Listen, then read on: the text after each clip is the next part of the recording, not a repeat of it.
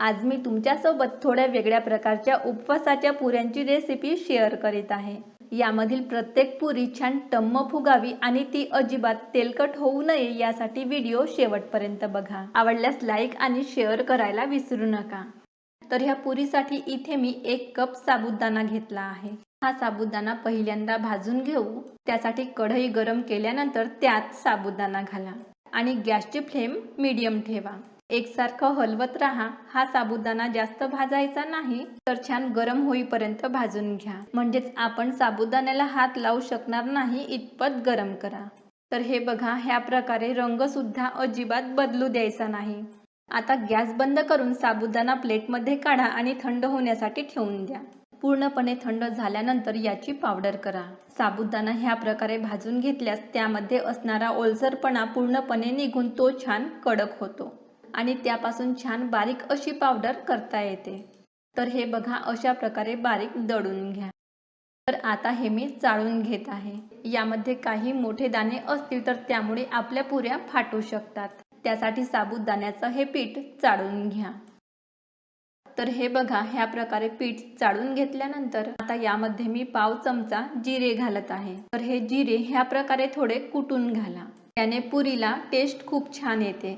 अगदी थोडं छान बारीक कापलेलं कोथिंबीर घातल्यानंतर चवीपुरतं मीठ घाला आणि हे छान मिक्स करा। आता यामध्ये मी उकडलेला बटाटा घालत आहे। तर इथे मी 1 कप साबुदाणा घेतलं होतं, त्यासाठी पाऊण कप बटाटे घाला आणि बटाटे ह्या प्रकारे किसूनच घाला। त्यामुळे आपल्या पिठाला बाइंडिंग छान येते। तर हे बघा, पहिल्यांदा ह्या प्रकारे चोडून मिक्स करा। असे केल्याने बटाट्यांच्या ओलसरपणामध्ये साबुदाण्याचं हे पीठ व्यवस्थित मिक्स होते आणि त्यामुळे पाण्याचा अंदाज सुद्धा बरोबर घेता येतो। तर हे बघा, बटाटे आणि साबुदाण्याचं पीठ मी छान मिक्स करून घेतलं आहे। आता पुरीसाठी हे पीठ तयार करून घेऊ। पाणी जास्त झाले तर आपले पीठ सैलसर होईल आणि अशा पिठाच्या पुऱ्या जास्त तेल पिऊन तेलकट होतील। त्यासाठी ह्या प्रकारे थोडं पाणी घालून पीठ भिजवून घ्या। तर इथे साबुदाणा भिजवून न घेता कोरडाच दळून घेतल्याने तो जास्त पाणी शोषून घेतो।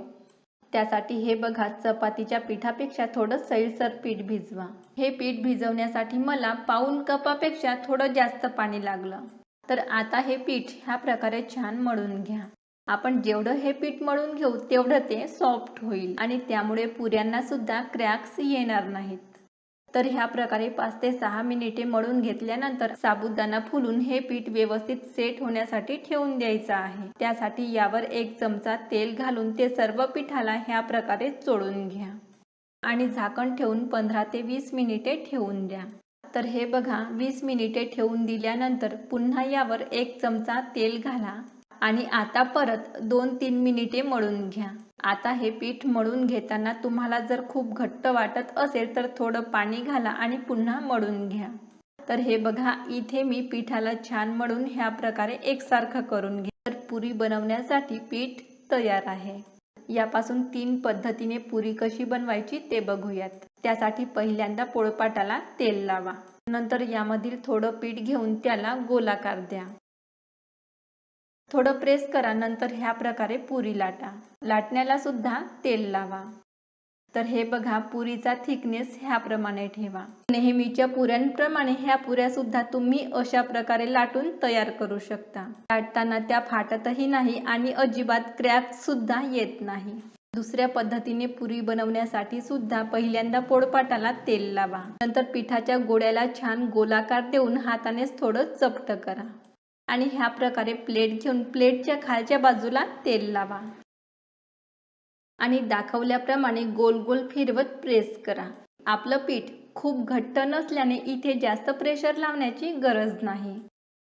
तर आता पुरीचा तिसरा प्रकार बघूयात। तुम्ही यामधील कोणत्याही पद्धतीने पुरी बनवलात तरी सुद्धा प्रत्येक पुरी करण्याआधी पोळपाटाला तेल लावा।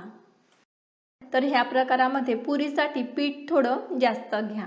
नंतर यापासून मोठ्या आकाराची पुरी लाटा आणि टोकदार असलेली वाटी किंवा एखाद्या डब्याच्या झाकणाने पुरी कापून घ्या। एक्स्ट्रा निघालेल्या ह्या पिठाचा वापर दुसऱ्यांदा पुरी करताना करा। या तिन्ही प्रकारांपैकी तुम्हाला जी पद्धत सोयीस्कर होईल त्या पद्धतीने पुरी बनवा आणि त्यासाठी मी आधी सांगितल्याप्रमाणे पिठाला चांगलं मळून घ्या, म्हणजे आपली एकही पुरी तुटणार नाही किंवा फाटणार नाही। तर अशा प्रकारे सर्व पिठापासून एका वेळेस पुऱ्या बनवून घ्या, म्हणजे त्या पटापट तळता येतात। ह्या पुऱ्या तळण्यासाठी मोठ्या गॅसवर तेल छान कडकडीत गरम करा। तर हे बघा, थोडं पीठ घातल्यानंतर ते ह्या प्रकारे लगेच वर यायला हवे। पुरीच्या वरची बाजू वर राहील अशा प्रकारे पकडून नंतर ती तेलात सोडा। तेलात सोडल्यानंतर पुरी स्वतःहून ह्या प्रकारे लगेच वर येते। आता सुद्धा पुरीला अजिबात टच करायचं नाही। तर अशा प्रकारे पुरीच्या वरच्या बाजूवर झाऱ्याने तेल सोडत राहा। असे केल्याने खालच्या बाजूसोबत वरची बाजू सुद्धा तळली जाऊन पुरी अशा प्रकारे छान टम्म फुगते। आता पुरी पलटा आणि झाऱ्याने ह्या प्रकारे अगदी हलक्या हाताने प्रेस करून ठेवा। यामुळे पुरी आधीपेक्षाही जास्त फुगते। पुरी तेलात घातल्यापासून ती पूर्ण तळेपर्यंत गॅसची फ्लेम हाय ठेवा। त्यामुळे तेलाचे टेम्परेचर मेंटेन राहून पुऱ्या तर छान फुगतातच, परंतु त्या तेलकट होत नाहीत। सर्व पुऱ्या ह्या प्रकारे तळून घ्या आणि ह्या बटाट्याच्या भाजीसोबत खायला द्या। ह्या भाजीची लिंक मी खाली डिस्क्रिप्शन बॉक्समध्ये देत आहे। तर ही उपवासाची पुरी आणि त्यासोबत खाण्यासाठी बटाट्याची वेगळ्या प्रकारे केलेली भाजी नक्की करून बघा। सोबतच सबस्क्राईबचे बटन दाबून बाजूला असलेले बेल आयकॉन सुद्धा प्रेस करा। पुन्हा भेटूयात। धन्यवाद।